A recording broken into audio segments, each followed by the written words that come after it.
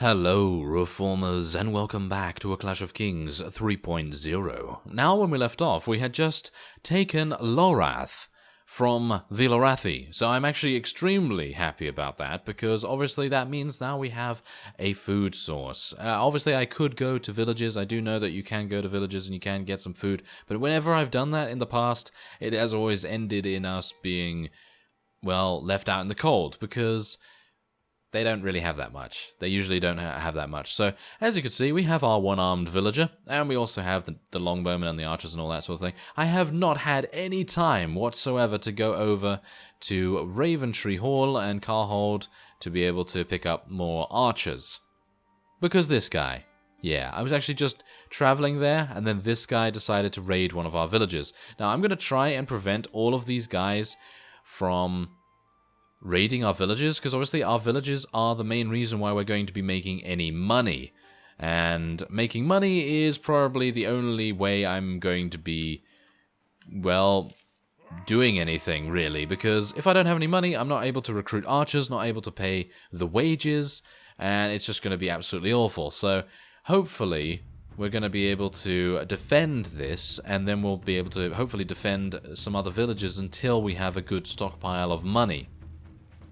Now, obviously, we are at war against Bravos, which I'm not incredibly happy about. I mean, not really happy at all about that, really, but that was just how it was going to be when we decided to break away from them and create our own faction. And to that end, I just have to mention that it is day 153, and we have created our own faction. So, there you go. We've actually completed the challenge that I set myself, which is actually really nice. And I'm going to just try and turn a little bit to the side here so that they can actually shoot a little bit here. Can you shoot? Are you going to shoot a little bit? Maybe. There we go. Maybe not. Maybe yes. Okay, there we go. As long as they're attacking me and not attacking the archers, I'm absolutely fine with that. I don't even mind dying, really, because we're technically the fodder in this case, hilariously enough. So let's just try and kill these. There we go. Thank you very much. And yeah, so this vassal really he bit off a little bit more than he could chew. Mainly because I guess he was unaware, maybe, that the villagers would join in at the same time. I mean, the villagers joining in is making this much, much more difficult for him. And, oh, it seems like someone actually got to our lines. Very interesting. But, yeah, never mind. The peasant was able to kill him. Okay, come on now. Let's see if we can... Oh, there we go. The final kill to Elias Mormont. Thank you very much. Oh, yes. That's what we like to see. So, there you go. 8 renown, and, well, we killed everyone. Unfortunately, unable to take him prisoner. I would have appreciated that. So, yeah, let's actually just wait and see what happens. Oh, hello there. Yeah. Alright, so I actually wanted to go to the village and buy some food, or at least try to buy some food, but apparently that's not in the cards right now. We're probably just going to be fighting a bunch of vassals here. We only have 43 now. So, it might be a bit difficult, but let's just actually hold fire, please. Thank you very much. Yeah, I very much loathe it when the archers of any army decides to fire immediately, apart from Noldor and Pendor. With Noldor and Pendor, you can basically just do whatever with them, because they will hit from any range very, very effectively. Obviously not all the time, but very effectively. So let's try and get these guys up here, and we can try and get them to start firing. I think that's going to be a very, very nice thing to do. Oh, one-armed villager, come back here. Don't charge in by yourself, please. If he dies, then we're probably going to lose this battle, really. I mean, you know that the one-armed villager is probably the most powerful unit in the entirety of the mod, so we need to be very, very careful about that. You know, I was actually half thinking that I should go into some sort of unit editor or whatever and just give the armed villager like extreme stats or something, just so that he would actually live up to that particular goal of being the most powerful unit ever. That would be really cool, in my opinion. I don't know whether that's even possible. Can I even do that? I think I probably can, because I can probably give his gear like extra things. And again, I don't actually mind dying as a result. No, no, no! Armed villager, run away! Yes, yes, I commanded him to run away. Very good. Very good. Okay, so, yeah. Now we can just get these guys into a little bit of a different position, because obviously we do have to deal with their crossbowmen? Yeah, their crossbowmen are actually still alive. Okay. And the one-armed villager is still alive. We must make it our mission to keep him alive every single battle. And you know what's going to happen. In one battle that is coming up, I'm going to be like, oh yes, we must save him. And then I completely forget. And then he dies or something. That's probably going to happen at some point, isn't it? But there we go. That's a pretty easy fight. We did lose 2 archers, but that's to be expected sometimes. And we can take a bunch of other bandits and peasants and things like that to place in our garrisons. And yeah, there seemed to be a little bit of confusion, actually. Well, not confusion, but maybe a little bit of explanation required about the AI and how it determines whether it should fight or not. And in general, having the peasants in Lorath, that's absolutely fine. Having the peasants in Lorath is going to make Lorath a much less tempting target to the vassals because they are, oh my. Yes, they are, oh my. Yeah, no, that's not what I meant to say, but yeah, because they actually do count numbers over quality. So if you have 50 elite units in comparison to 500 peasants, then the elite units are obviously going to be outnumbered, and the AI is just going to be like, oh yes, I'd love to fight those. But even though the elite units, when the player character is in the battle, will probably absolutely slaughter everything. So do take that into account. Obviously, if you are newer to playing Warband. Aha, hello there. You come upon a temple. I am not going to do anything. I'm just going to pass by. Gain honor. Thank you. Thank you very much. So as you could see, there was actually a very, very large fellow going by us. And my original plan to siege Ixacaria might not be possible right now. Although it might be if I attack this guy. Hello, Lorath, or... Oh, wow. They seem to be... There's loads of people here. What are they doing?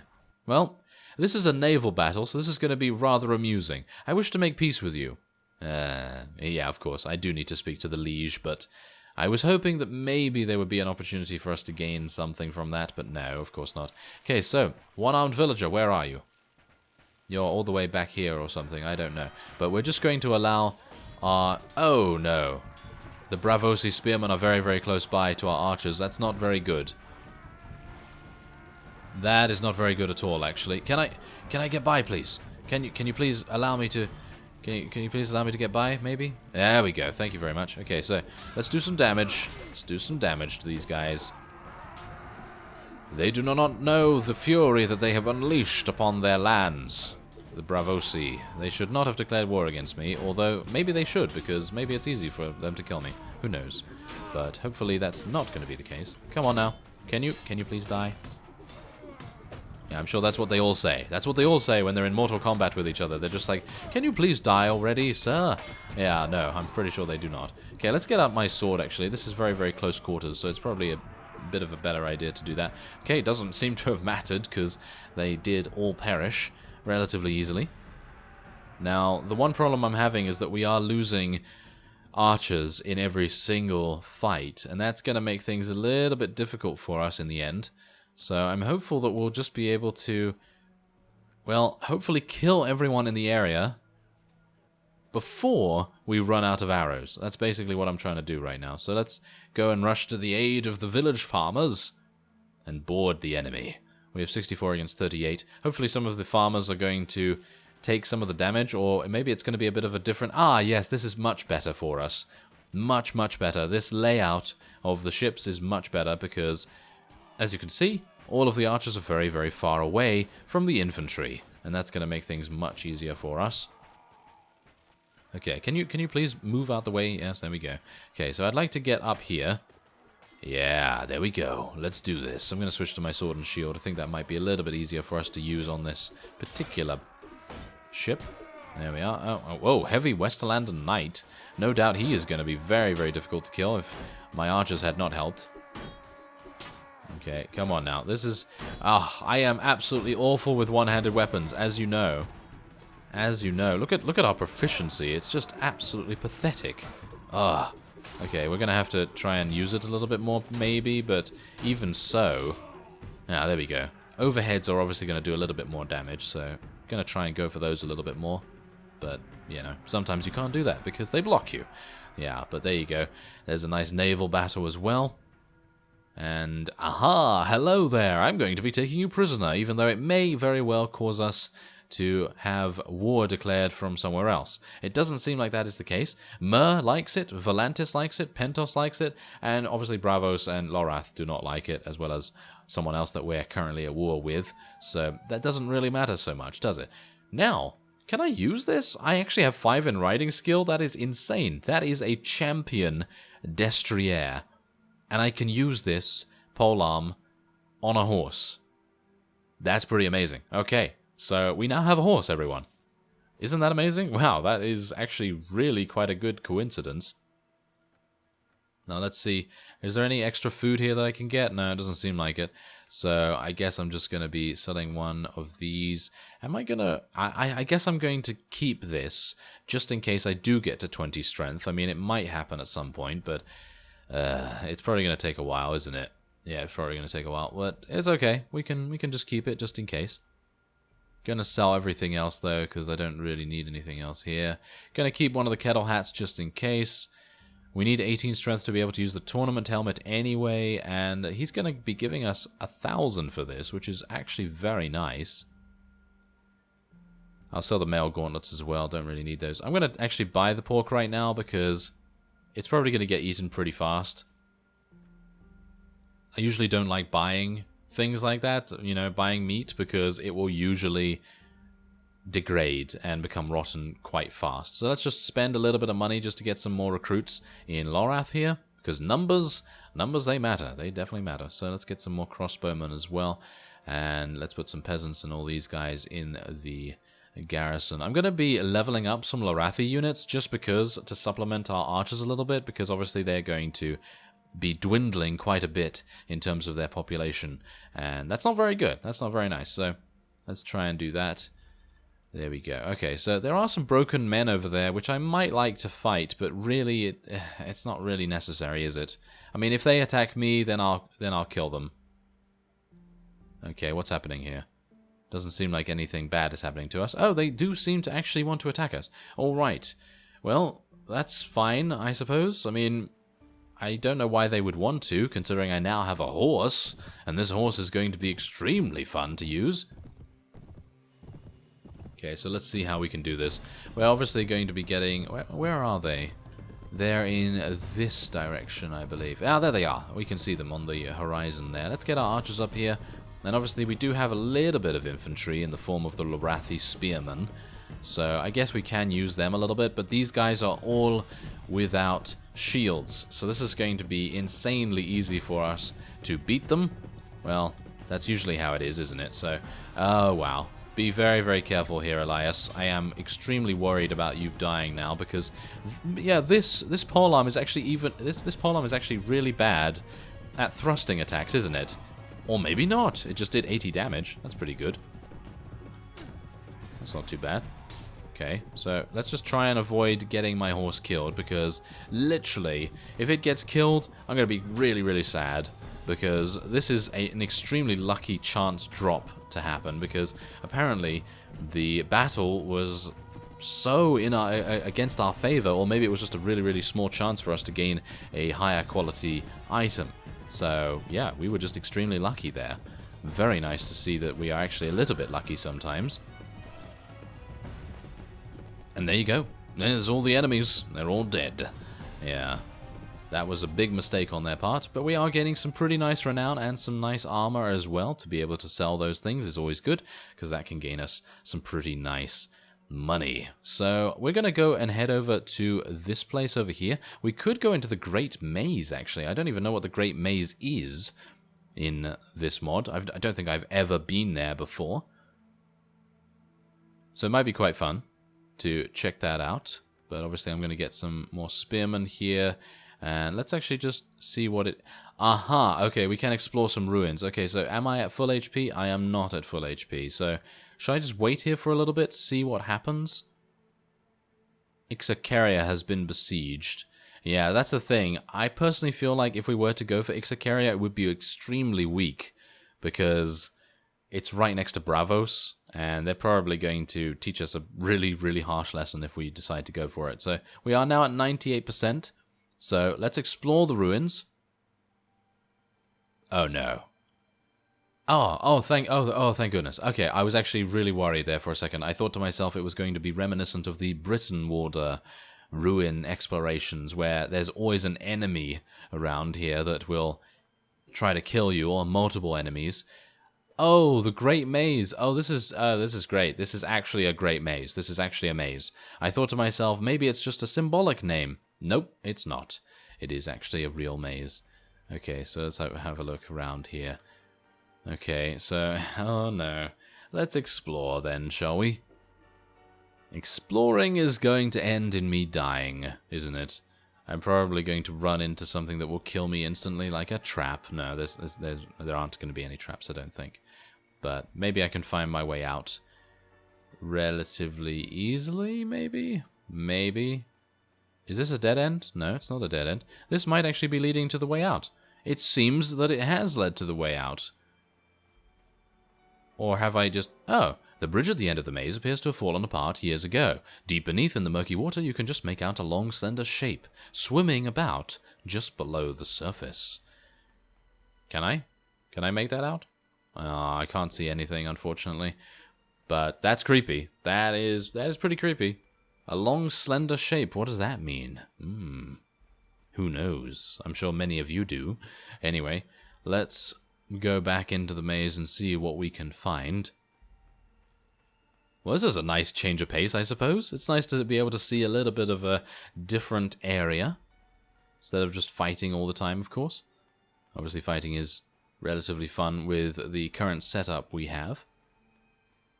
Let's see what's going on here. There's a dead end. Fantastic. Okay, can I actually... Oh my, it's huge. It is absolutely huge, this maze. Okay, well, I'm gonna see what I can do. I'm gonna see what I can actually find. And then I'll obviously show you if I can find something. Obviously, we did find that one thing, so let's hope we can find something else. Ah, it seems like I may have found something else. This seems like a place where I'm probably gonna get killed, or maybe not. The tunnel leading down into the underground has a rotten odor. A small pile of bones to the right is rattling, and suddenly a rat comes scurrying out. And, oh my, yeah, this is obviously someone that has perished here without being able to find the way out. And we've successfully explored the Great Maze. There we go. Okay, so there's a nice bit of exploration, and we currently have another vassal coming towards us here. So I'm going to be attacking him, and should I actually attack him right? I think this is a bad idea, actually, because we're going to get the other layout of ships, aren't we?